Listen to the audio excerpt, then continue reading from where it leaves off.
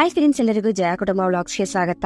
ನಿನ್ನೆ ಜೊತೆ ನನ್ನ ಕತೆ ಸೀರಿಯಲ್ ನಲ್ಲಿ ಇವತ್ತಿನ ಸಂಚಿಕೆಯಲ್ಲಿ ಏನೆಲ್ಲ ಆಗುತ್ತೆ ಅಂತ ಪೂರ್ತಿಯಾಗಿ ನೋಡ್ಕೊಂಡು ಮಾಡೋಣ ಬನ್ನಿ. ಸಂಚಿಕೆಯ ಶುರುವಿನಲ್ಲಿ Bhoomi I love you, I miss you, ನೀನನ್ನ ಬಿಟ್ಟು ನನ್ನಿಂದ ಇರೋದಕ್ಕಾಗೋದಿಲ್ಲ ಅಂತ ಅಜಿತ್ ಹೇಳ್ಬೇಕಾದ್ರೆ, ಸಾಹೇಬ್ರೆ ನೀವು ಅನಾಯ ಅಂತ ಹೇಳೋದ್ರ ಬದಲು ಭೂಮಿ ಅಂತ ಹೇಳ್ಬಿಟ್ರಿ ಅಂತ ಭೂಮಿ ಹೇಳ್ಬೇಕಾದ್ರೆ, ಇಟ್ಸ್ ಓಕೆ ಅದ್ಕೆ ಬ್ರೋ, ನಿಮ್ ಹೆಸರು ಕರೆದಿದ್ರಲ್ಲಿ ಏನ್ ತಪ್ಪಿಲ್ಲ, ಈಗ ನೀವು ಅನಾಯ ಆಗಿ ಉತ್ತರ ಕೊಡಿ ಅಂತ ನಚ್ಚಿ ಹೇಳ್ಬೇಕಾದ್ರೆ, ಹಾಗಿದ್ರೆ ನಾನು ಐಕಮ್ ಅಂತ ಹೇಳ್ಬಿಡ್ಲಾ ಅಂತ ಭೂಮಿ ಹೇಳ್ಬೇಕಾದ್ರೆ, ಅವಳು ಈ ರೀತಿ ಹೇಳ್ತಾಳೆ ಅಂತ ನನ್ಗೆ ನಂಬಿಕೆನೇ ಇಲ್ಲ ಅತ್ಗೆ, ಅವಳು ಏನ್ ಹೇಳ್ತಾಳೋ ನನ್ಗೊಂದು ಗೊತ್ತಿಲ್ಲ ಅತ್ಗೆ ಅಂತ ನಚ್ಚಿ ಬೇಜಾರ್ ಮಾಡ್ಕೊಂಡು ಅಲ್ಲಿಂದ ಎದ್ದು ಹೊರಟೋಗ್ತಾನೆ. ಪಾಪ ಬೇಜಾರ್ ಮಾಡ್ಕೊಂಡ ಅನ್ಸುತ್ತೆ. ನೀವೇನು ಚಿಂತೆ ಮಾಡ್ಬೇಡಿ, ನಾನು ಅವನನ್ನ ಸಮಾಧಾನ ಮಾಡ್ತೀನಿ, ನೀವು ಮುಂದುವರ್ಸಿ ಅಂತ ಹೇಳಿ ಸತ್ಯಣ್ಣ ಅಲ್ಲಿಂದ ಹೊರಟೋಗ್ತಾರೆ.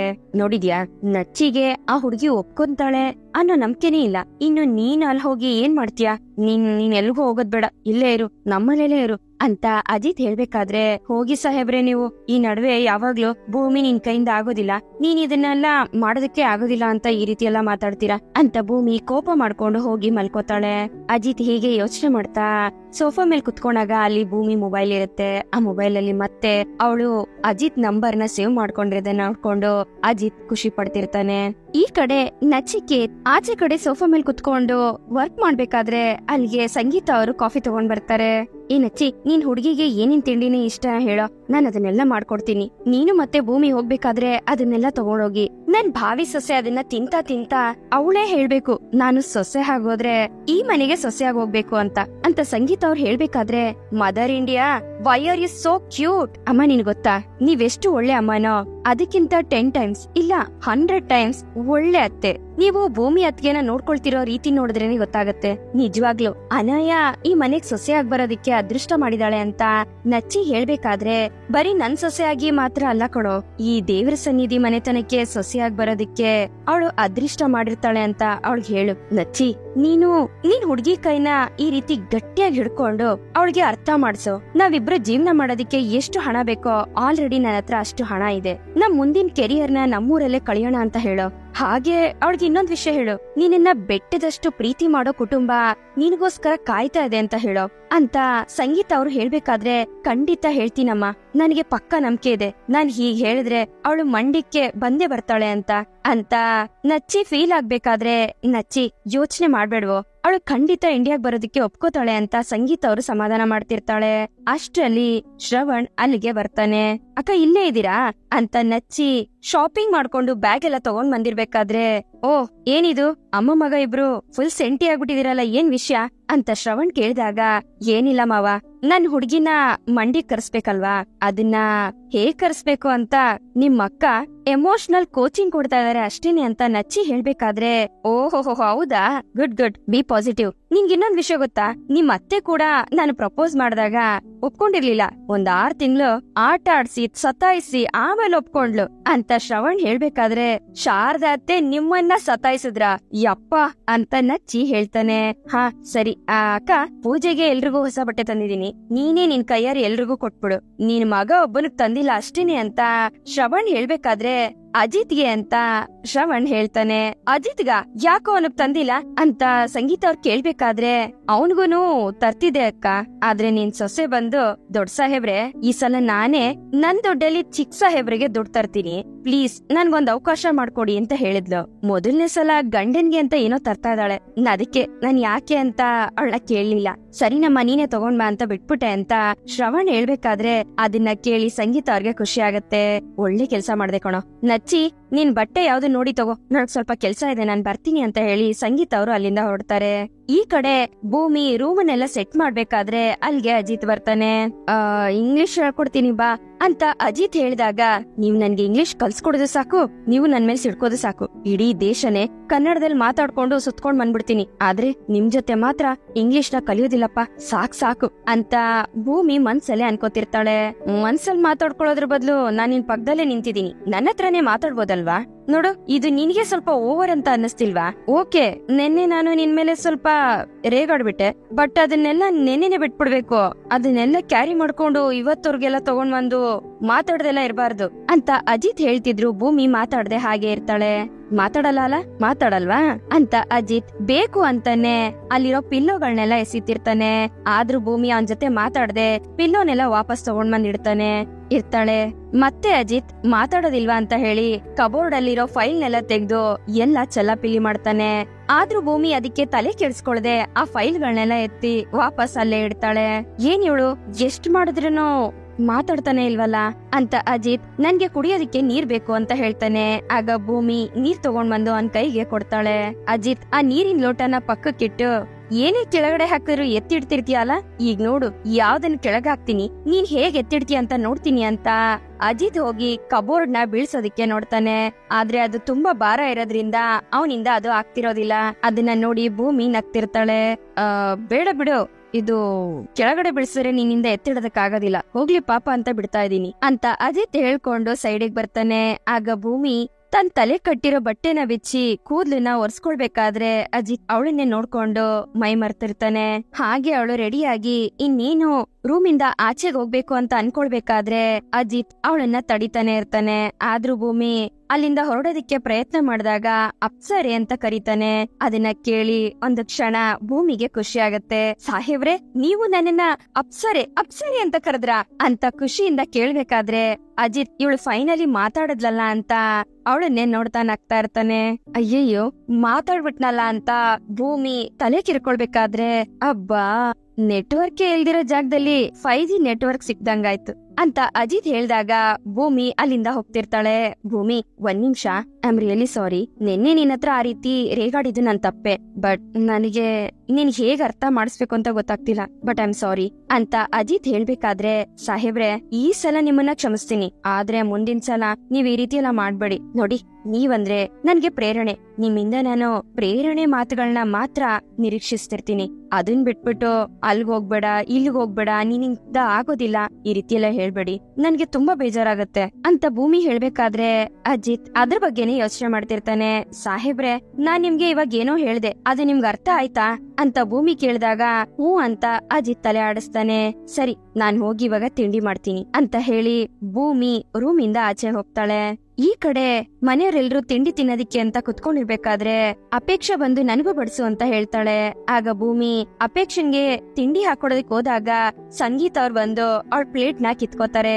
ಯಾಕಮ್ಮ ಅಂತ ಅಪೇಕ್ಷಾ ಕೇಳಿದಾಗ, ಯಾಕೆ ಅಂತ ಕೇಳ್ತಿದ್ಯಲ್ಲ ಅಪ್ಪು, ಇವತ್ತು ಪೂಜೆ ಇರೋದು ನಿನ್ಗೂ ಗೊತ್ತು ತಾನೆ. ನೋಡು, ವಯಸ್ಸಾಗಿರೋ ಅಜ್ಜಿ, ಹೆಲ್ತ್ ಇಶ್ಯೂ ಇರೋರ್ ಮಾತ್ರ ತಿಂಡಿ ತಿನ್ಬೇಕು. ಹಾಗೇನೆ ನನ್ ಮಗ ದಿನ ಪೂರ್ತಿ ಕೆಲ್ಸ ಮಾಡ್ತಾನಲ್ಲ, ಅವನ್ ಮಾತ್ರ ಡಯಟ್ ಫುಡ್ ತಿನ್ಬೇಕು. ಅದನ್ ಬಿಟ್ಟು ಮಿಕ್ದವ್ರು ಯಾರು ತಿಂಡಿ ತಿನ್ನೋ ಹಾಗಿಲ್ಲ, ಎಲ್ರು ಉಪವಾಸ ಇರ್ಬೇಕು. ನೀನು ಸಹ, ಅರ್ಥ ಆಯ್ತಾ ಅಂತ ಸಂಗೀತ ಅವ್ರು ಹೇಳ್ತಾರೆ. ಅಮ್ಮ, ನನಗೆ ಹಸುವು ತಡ್ಕೊಳಕ್ ಆಗೋದಿಲ್ಲ ಅಂತ ಅಪ್ಪು ಹೇಳಿದಾಗ, ಬೇಡ ಅಂದ್ರೆ ಬೇಡ ಅಪ್ಪು, ನೋಡು ನಿನ್ ಸಂಸಾರನು ಚೆನ್ನಾಗಿರ್ಲಿ ಅಂತ ಸಂಕಲ್ಪ ಮಾಡ್ಕೊಂಡು ಮಾಡಿಸ್ತಿರೋ ಪೂಜೆ ಇದು, ನೀನು ಉಪವಾಸ ಇರ್ಬೇಕು ಅಷ್ಟೇ ಅಂತ ಸಂಗೀತ ಅವ್ರು ಹೇಳಿದಾಗ, ಸ್ವಲ್ಪ ತಿನ್ಬಿಡ್ತೀನಿ ಸರಿನಾ ಅಂತ ಅಪ್ಪು ಕೇಳ್ತಾಳೆ.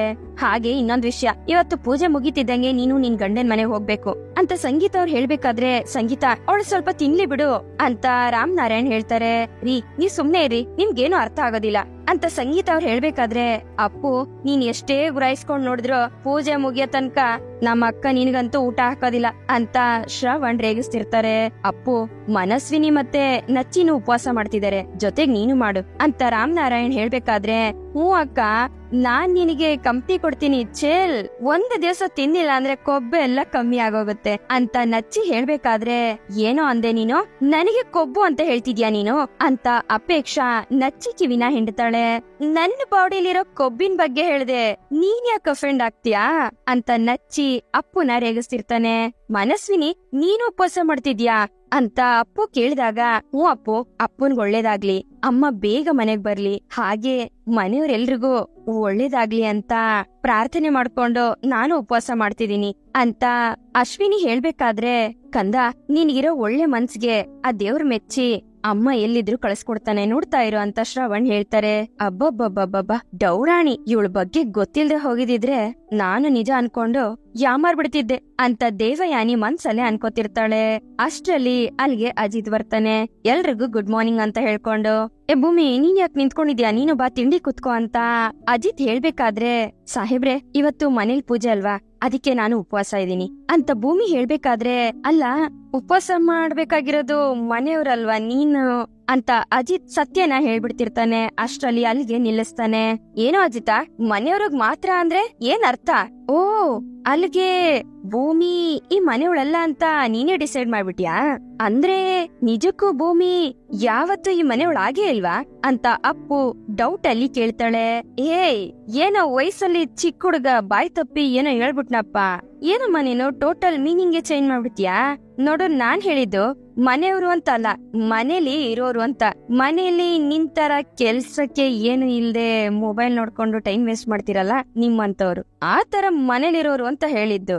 ನಾನು ಕೆಲ್ಸಕ್ ಹೋಗ್ಬೇಕು, ಭೂಮಿ ಕೂಡ ಪಾಪ ಬೆಳಗ್ಗೆಯಿಂದ ಸಂಜೆವರೆಗೂ ಗಾಡಿ ಹತ್ರ ನಿಂತ್ಕೊಂಡು ಹೋಗೋರ್ ಬರೋರ್ ಎಲ್ರಿಗೂ ಟೀ ಮಾಡಿ ಎಲ್ಲ ಕೊಡ್ಬೇಕು, ಆ ರೀತಿ ಹೇಳಿದ್ದು ಅಂತ ಅಜಿತ್ ಹೇಳ್ಬೇಕಾದ್ರೆ, ಇವತ್ತು ನಮ್ ಟೀ ಅಂಗಡಿಗೆ ರಜಾ ಸಾಹೇಬ್ರೆ, ಇವತ್ತು ಸತ್ಯನಾರಾಯಣ ಪೂಜೆ ಅಲ್ವಾ, ಅದಕ್ಕೆ ನಾನು ಉಪವಾಸ ವ್ರತ ಮಾಡ್ತಾ ಇದ್ದೀನಿ. ನೋಡಿ ಸಾಹೇಬ್ರೆ, ನೀವು ಅಷ್ಟೇ ಬೇಗ ಬೇಗ ತಿಂಡಿ ತಿಂದು ಸ್ಟೇಷನ್ಗೆ ಹೋಗಿ ವಾಪಸ್ ಬೇಗ ಬನ್ನಿ, ಪೂಜೆಗೆ ನೀವು ಕುತ್ಕೋಬೇಕು, ನೆನ್ಪಿದ್ಯಾ ಅಂತ ಭೂಮಿ ಕೇಳ್ದಾಗ, ಹಾ ನೆನ್ಪಿದೆ ಅಂತ ಅಜಿತ್ ಹೇಳ್ತಾನೆ.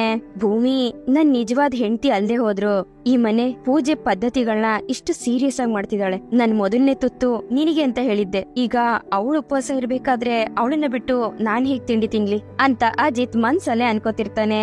ಅಣ್ಣ, ಉಪವಾಸ ಅಂದ್ರೆ ಬರೀ ಹೊಟ್ಟೆಗ್ ಮಾತ್ರ ಅಲ್ಲ, ಮನ್ಸಿಗೂ ಸ್ವಲ್ಪ ಉಪವಾಸ ಕೊಡಿ. ಪೂಜೆ ಆಗೋ ತನಕ ಸ್ವಲ್ಪ ಹಾಗೆ ಬ್ರೇಕ್ ಹಾಕೊಳ್ಳಿ. ನಮ್ ಮತ್ಗೆನ ಹಾಗೆ ನೋಡಿ ಅವ್ರ ರಥಕ್ಕೆ ಭಂಗ ಮಾಡ್ಬೇಡ ಅಂತ ನಚ್ಚಿ ಹೇಳಿದಾಗ ಅಲ್ಲಿರೋರೆಲ್ರು ನಗ್ತಿರ್ತಾರೆ. ಭೂಮಿ ಉಪವಾಸ ಇರ್ಬೇಕಾದ್ರೆ ಭೂಮಿಗೋಸ್ಕರ ನಾನು ಉಪವಾಸ ಮಾಡದಿದ್ರೆ ಹೇಗೆ? ದೇವ್ರೆ, ನನ್ ಎಲ್ಲಾ ಕರ್ತವ್ಯಗಳನ್ನ ಆದಷ್ಟು ಬೇಗ ನಿಭಾಯಿಸೋ ಶಕ್ತಿ ಕೊಡು ಅಂತ ಅಜಿತ್ ಮನ್ಸಲ್ಲೇ ಅನ್ಕೋತಿರ್ತಾನೆ. ಅಜಿತ, ಏನ್ ಯೋಚನೆ ಮಾಡ್ತಿದ್ಯೋ, ಬೇಗ ತಿಂಡಿ ತಿನ್ನು ಅಂತ ಸಂಗೀತ ಅವ್ರು ಹೇಳ್ದಾಗ, ಅಮ್ಮ ನನ್ಗೆ ಸ್ಟೇಷನ್ ಅಲ್ಲಿ ಒಂದು ಅರ್ಜೆಂಟ್ ಕೆಲ್ಸ ಇತ್ತು, ನಾನ್ ಮರ್ತೆ ಹೋಗಿದ್ದೆ, ಟೈಮ್ ಆಗೋಯ್ತಮ್ಮ, ತಿಂಡಿ ತಿನ್ಕೊಂಡು ಹೋದ್ರೆ ಇನ್ನೂ ಲೇಟ್ ಆಗೋಗ್ಬಿಡುತ್ತೆ, ನಾನಿನ್ ಬರ್ತೀನಿ ಅಂತ ಅಜಿತ್ ತಿಂಡಿ ತಿಂದೆ ಹಾಗೆ ಅಲ್ಲಿಂದ ಎದ್ದು ಅಲ್ಲಿಂದ ಹೊರಟೋಗ್ತಾನೆ. ಈ ಕಡೆ ಸತ್ಯಣ್ಣ ಒಂದು ಕ್ಯಾಂಟೀನ್ ಹತ್ರ ನಿಂತ್ಕೊಂಡು ಅಜಿತ್ಗೋಸ್ಕರ ವೇಟ್ ಮಾಡ್ತಿರ್ತಾರೆ. ಅಬ್ಬಾ, ಸದ್ಯ ಸರಿಯಾದ ಟೈಮಿಗೆ ಬಂದೆ, ನನ್ಗೆ ಸಿಕ್ಕಾಪಟ್ಟೆ ಹಸಿವಾಗ್ತಿದೆ, ಬಾ ಉದರ ಪೂಜೆ ಮಾಡೋಣ ಅಂತ ಸತ್ಯಣ್ಣ ಹೇಳ್ತಾರೆ. ಒಂದ್ ಅರ್ಧ ಗಂಟೆ ಮುಂಚೆ ಬೇಗ ಬಂದಿದ್ರೆ ಮನೇಲೆ ತಿಂಡಿ ತಿನ್ಬೋದಿತ್ತಲ್ಲ ಅಂತ ಅಜಿತ್ ಹೇಳ್ಬೇಕಾದ್ರೆ, ಅಯ್ಯೋ ಬರ್ಬೋದಾಗಿತ್ತು ಮರಯ್ಯ, ಮನೆಯಿಂದ ಪೂಜೆ ಮುಗಿಸ್ಕೊಂಡು ಬರೋ ಅಷ್ಟರಲ್ಲಿ ಲೇಟ್ ಆಗೋಯ್ತು, ಅದಕ್ಕೆ ಇಲ್ಲಿಗೆ ಬಂದ್ಬಿಟ್ಟೆ. ಗುರು ಅಣ್ಣ ಮಾಡಿರೋ ಇಡ್ಲಿ ತಿನ್ನಪ್ಪ, ಒಳ್ಳೆ ಮಲ್ಗೆ ಹೂ ತರ ಇರುತ್ತೆ, ತಿನ್ನು ನೀನು ಟೇಸ್ಟ್ ಮಾಡು ಅಂತ ಸತ್ಯಣ್ಣ ಹೇಳ್ಬೇಕಾದ್ರೆ, ನಂದು ತಿಂಡಿ ಆಗಿದೆ, ನೀವು ತಿಂಡಿ ಮಾಡಿ ಅಂತ ಅಜಿತ್ ಹೇಳ್ತಾನೆ. ಸರಿ ಆಯ್ತು ಅಂತ ಸತ್ಯಣ್ಣ ಇಡ್ಲಿ ವಡೆ ತಗೊಂಡ್ ಬಂದು ತಿಂತಾ ಇರ್ಬೇಕಾದ್ರೆ, ಅಜಿತ ನಿಜವಾಗ್ಲೂ ತುಂಬಾ ಚೆನ್ನಾಗಿದೆ, ಒಂದ್ಸಲಿ ಟೇಸ್ಟ್ ಮಾಡಪ್ಪ ಅಂತ ಸತ್ಯಣ್ಣ ಕೇಳ್ತಾರೆ. ಇಲ್ಲ ಸತ್ಯಣ್ಣ, ಒಂದ್ ತುತ್ತಲ್ಲ, ಒಂದ್ ಗುಟ್ಕು ನೀರ್ ಹೋಗೋ ಅಷ್ಟು ಜಾಗ ಇಲ್ಲ, ಅಷ್ಟು ಹೊಟ್ಟೆ ತುಂಬಾ ತಿನ್ಬಿಟ್ಟಿದೀನಿ ಇವತ್ತು ಅಂತ ಅಜಿತ್ ಹೇಳ್ತಿರ್ತಾನೆ. ಈ ಕಡೆ ಭೂಮಿ ಕೆಲ್ಸ ಮಾಡ್ತಾ ಮಾಡ್ತಾ, ಅಯ್ಯೋ ಸಾಹೇಬ್ರು ಏನು ತಿಂದಿರ ಹಾಗೆ ಹೋದ್ರಲ್ಲ, ಹೊರಗಡೆ ಡಯಟ್ ಫುಡ್ ಸಿಗೋದಿಲ್ಲ ಅಂತ ಬರೋರ್ಗೋರು ಹೊಟ್ಟೆ ಹಸ್ಕೊಂಡೇ ಇರ್ತಾರ, ಏನ್ ಮಾಡೋದು ಅಂತ ಯೋಚನೆ ಮಾಡ್ಕೊಂಡು ಭೂಮಿ ಸತ್ಯಣ್ಣಂಗೆ, ಸತ್ಯಣ್ಣ ಸಾಹೇಬ್ರು ಅರ್ಜೆಂಟ್ ಅಲ್ಲಿ ಸ್ಟೇಷನ್ ಹೋಗ್ಬೇಕು ಅಂತ ತಿಂಡಿ ತಿಂದೆ ಬಂದಿದ್ದಾರೆ, ಅವರು ಹೊಟ್ಟೆ ಹಸ್ಕೊಂಡಿರೋದಕ್ಕೆ ಬಿಡ್ಬೇಡಿ ಸತ್ಯಣ್ಣ, ನನ್ಗೆ ಸಂಕಟ ಆಗತ್ತೆ, ಸತ್ಯಣ್ಣ ನೀವೇ ಅವರಿಗೆ ತಿಂಡಿ ತರಿಸ್ಕೊಡಿ ಅಂತ ಭೂಮಿ ಸತ್ಯಣ್ಣಂಗೆ ಮೆಸೇಜ್ ಮಾಡ್ತಾಳೆ. ಇದನ್ನ ಸತ್ಯಣ್ಣ ನೋಡಿ ಆಶ್ಚರ್ಯ ಪಟ್ಕೊಂತಾರೆ. ಏ ಕಳ್ಳ, ನೀನು ತಿಂಡಿ ತಿಂದಿಲ್ಲ, ನನ್ ಮುಂದೆ ಸುಳ್ಳು ಹೇಳ್ತೀಯ ಅಲ್ವಾ ಅಂತ ಸತ್ಯಣ್ಣ ಹೇಳ್ಬೇಕಾದ್ರೆ, ಸತ್ಯಣ್ಣ ನಿಮ್ ಹತ್ರ ನಾನ್ ಯಾಕೆ ಸುಳ್ಳು ಹೇಳಕ್ ಹೋಗ್ಲಿ, ನಾನು ತಿಂಡಿ ಮಾಡಿಲ್ಲ ಅಂತ ಏನಾದ್ರೂ ಹಣೆ ಮೇಲೆ ಬರ್ಕೊಂಡಿದೀನ ಅಂತ ಅಜಿತ್ ಕೇಳ್ಬೇಕಾದ್ರೆ, ಬರ್ಕೊಳದೆ ಇದ್ರೆ ಏನಾಯ್ತು, ನನ್ ತಂಗಿ ಬರ್ದು ಕಳ್ಸಿದಳಲ್ಲಪ್ಪ ನೋಡು ಅಂತ ಸತ್ಯಣ್ಣ ತಮ್ಮ ಮೊಬೈಲ್ ನ ಅಜಿತ್ಗೆ ತೋರಿಸ್ತಾರೆ. ಅವಳಿಗೆ ಯಾವ ಸೀಕ್ರೆಟ್ ಮೇಂಟೈನ್ ಮಾಡೋದಕ್ಕೆ ಆಗೋದಿಲ್ವಾ ಅಂತ ಅಜಿತ್ ಹೇಳ್ಬೇಕಾದ್ರೆ, ಓಹೋ ಸಾಹೇಬ್ರು ನನ್ನ ಹತ್ರ ಅದೆಂತ ಸೀಕ್ರೆಟ್ ಮೇಂಟೈನ್ ಮಾಡ್ತಿದ್ದೀರೋ ಹೇಳಿ ಅಂತ ಸತ್ಯಣ್ಣ ಕೇಳ್ತಾರೆ.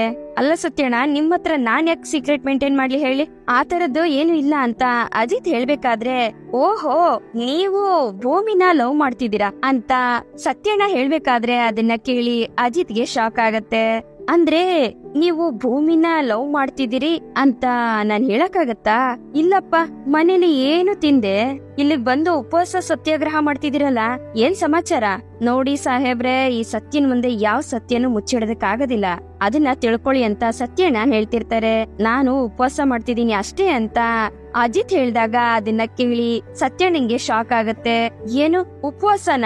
ಯಾಕಪ್ಪ ಅಂತ ಸತ್ಯಣ್ಣ ಕೇಳಿದಾಗ, ಭೂಮಿ ಚೆನ್ನಾಗಿರ್ಬೇಕು, ಅದ್ರ ಜೊತೆಗೆ ಮನೆಯವರೆಲ್ಲರೂ ಚೆನ್ನಾಗಿರ್ಬೇಕು. ಅವ್ರ ತಾಯಿ ಆದಷ್ಟು ಬೇಗ ಜೈಲಿಂದ ಹೊರಗಡೆ ಬರ್ಬೇಕು. ಕಳೆದೋಗಿರೋಂತ ಶಾರದಾ ಅತ್ತೆ ಮನೆಗೆ ವಾಪಸ್ ಬೇಗ ಬರ್ಬೇಕು ಅಂತ ತಾನೆ ಮನೇಲಿ ಸತ್ಯನಾರಾಯಣ ಪೂಜೆ ಮಾಡ್ತಿರೋದು. ಅದನ್ನೆಲ್ಲ ಮನ್ಸಲ್ಲಿ ಅನ್ಕೊಂಡು ಉಪವಾಸ ಮಾಡ್ತು ಅಂತ ಅಂದ್ರೆ ಈ ದೊಡ್ಡವರೆಲ್ಲ ಏನೋ ಹೇಳ್ತಾರಲ್ಲ, ಮನ್ಸಲ್ಲಿ ಅನ್ಕೊಂಡಿದ್ದು ದೇವ್ರ ನೆರವೇರಿಸ್ತಾನೆ ಅಂತ, ಅದಕ್ಕೆ ಉಪವಾಸ ಮಾಡ್ತಾ ಇದೀನಿ ಅಷ್ಟೇ ಅಂತ ಅದಿತ್ ಹೇಳ್ಬೇಕಾದ್ರೆ, ಹೌದೇನಪ್ಪ, ಕೇಳ್ರಿ ಯುವಕರ, ಅವ್ರ ಹೆಂಡತಿ ಉಪವಾಸ ಇದಾರೆ ಅಂತ ಸಾಹೇಬ್ರು ಹೆಂಡತಿಗೋಸ್ಕರ ಉಪವಾಸ ಮಾಡ್ತಿದ್ದಾರೆ. ಯುವಕರಾದವ್ರು ನೀವೆಲ್ರು ತಿಳ್ಕೋಬೇಕು, ಅವ್ರು ಅವ್ರ ಹೆಂಡತಿನ ಎಷ್ಟು ಪ್ರೀತಿ ಮಾಡ್ತಾರೆ ಅಂತ. ಕೇಳಿ ನನ್ ಮಾತನ್ನ ಅಂತ ಸತ್ಯಣ್ಣ ಅಲ್ಲಿ ತಿಂಡಿ ತಿಂತಿರೋ ಹುಡುಗರುಗಳಿಗೆಲ್ಲ ಹೇಳ್ತಿರ್ತಾನೆ. ಸತ್ಯಣ್ಣ, ಸೀನ್ ಕ್ರಿಯೇಟ್ ಮಾಡೋ ಅವಶ್ಯಕತೆ ಇದೆಯಾ ಅಂತ ಅಜಿತ್ ಕೇಳ್ತಾನೆ. ಅಜಿತಾ, ಚೂರ್ ತಿನ್ನೋ, ಟೇಸ್ಟ್ ಮಾಡೋ, ತುಂಬಾ ಚೆನ್ನಾಗಿದೆ ಅಂತ ಸತ್ಯಣ್ಣ ಹೇಳ್ಬೇಕಾದ್ರೆ ಅಜಿತ್ ಸತ್ಯಣ್ಣನ ಗುರಾಯಿಸ್ತಿರ್ತಾನೆ. ಬೇಡ ಬಿಡಪ್ಪ, ಹೆಂಡತಿಗೋಸ್ಕರ ಉಪವಾಸ ಮಾಡ್ತಿದ್ಯಾ, ವ್ರತನ ಪಾಲ್ಸು. ಆದ್ರೂ ಕೂಡ ಇಡ್ಲಿ, ಚಟ್ನಿ, ಸಾಂಬಾರ್ ಒಂದ್ ರೀತಿ ಹೇಗ್ ಗೊತ್ತಾ, ಮೇಡ್ ಫಾರ್ ಈಚ್ ಅದರ್. ಗುಳುಂ ಅಂತ ಬೇಕು ಅಂತಾನೆ ಸತ್ಯಣ್ಣ ಅಜಿತ್ನ ರೇಗಿಸ್ತಿರ್ತಾನೆ. ಅಜಿತ್ಗೆ ಸತ್ಯಣ್ಣನ್ ಮಾತು ಅರ್ಥ ಆಗಿ ಅವನು ಭೂಮಿನೇ ನೆನ್ಸ್ಕೊಂಡು ನಗ್ತಿರ್ತಾನೆ. ಈ ಕಡೆ ಅಜಿತ್ ಉಪವಾಸ ಇರೋದನ್ನ ಕೇಳಿ ಭೂಮಿಗೆ ತುಂಬಾ ಬೇಜಾರಾಗತ್ತೆ. ಇದನ್ನ ಸತ್ಯಣ್ಣ ಭೂಮಿಗೆ ಹೇಳಿರ್ತಾನೆ. ಅಜಿತ್ ಮನೆಗ್ ಬಂದ್ಮೇಲೆ ಭೂಮಿ ಇದ್ರ ಬಗ್ಗೆ ಕೇಳ್ತಾಳೆ. ಸಾಹೇಬ್ರೆ, ನಮ್ ತಾಯಿ ಬಿಡುಗಡೆ ಆಗ್ಲಿ ಅಂತ ನೀವು ಉಪವಾಸ ವ್ರತ ಮಾಡ್ತಾ ಇದ್ದೀರಾ ಅಂತ ಭೂಮಿ ಕೇಳಿದಾಗ, ಕೆಲವೊಂದ್ಸಲಿ ಮನುಷ್ಯನ್ ಪ್ರಾರ್ಥನೆ ಜೊತೆ ದೇವರ ಆಶೀರ್ವಾದನೂ ಇರ್ಬೇಕಂತೆ. ಅದಕ್ಕೆ ನಿಮ್ ತಾಯಿನ ಆದಷ್ಟು ಬೇಗ ಬಿಡುಗಡೆ ಮಾಡೋಂತ ಶಕ್ತಿ ಕೊಡು ಅಂತ ನಾನು ಉಪವಾಸ ಇದ್ದೀನಿ ಅಂತ ಅಜಿತ್ ಹೇಳ್ಬೇಕಾದ್ರೆ, ಶಾರದಾ ಅಮ್ಮ ನಿಮ್ಗೆ ರಕ್ತ ಸಂಬಂಧಿ, ನಿಮ್ಗೆ ತುಂಬಾ ಬೇಕಾಗಿರೋರು. ಆದ್ರೆ ಅಂತ ಭೂಮಿ ಹೇಳ್ಬೇಕಾದ್ರೆ, ನೀನು ಕೂಡ ನನ್ಗೆ ತುಂಬಾ ಬೇಕಾಗಿರೋಳು ಭೂಮಿ ಅಂತ ಅಜಿತ್ ಹೇಳ್ತಾನೆ. ಅಜಿತ್ ಮಾತ್ಗೆ ಭೂಮಿ ಏನ್ ಹೇಳ್ಬೇಕು ಅಂತ ಗೊತ್ತಾಗ್ದೆ ಅಜಿತ್ನ ಹಾಗೆ ನೋಡ್ತಿರ್ತಾಳೆ. ಇಲ್ಲಿಗೆ ಈ ಒಂದು ಸಂಚಿಕೆ ಮುಗಿಯತ್ತೆ. ಈ ಸಂಚಿಕೆ ನಿಮ್ಗೆ ಇಷ್ಟ ಆಗಿದೆ ಅಂತ ಅನ್ಕೊಳ್ತೀನಿ. ಇಷ್ಟ ಆಗಿದ್ರೆ ದಯವಿಟ್ಟು ಲೈಕ್ ಮಾಡಿ, ಹಾಗೆ ಹೇಗಿತ್ತು ಅನ್ನೋದನ್ನ ಕಮೆಂಟ್ ಮೂಲಕ ತಿಳಿಸಿ. ಮತ್ತೆ ಮುಂದಿನ ಸಂಚಿಕೆಯೊಂದಿಗೆ ನಿಮ್ಮನ್ನ ಭೇಟಿ ಆಗ್ತೀನಿ. ಅಲ್ಲಿವರೆಗೂ Tata, bye bye, take care.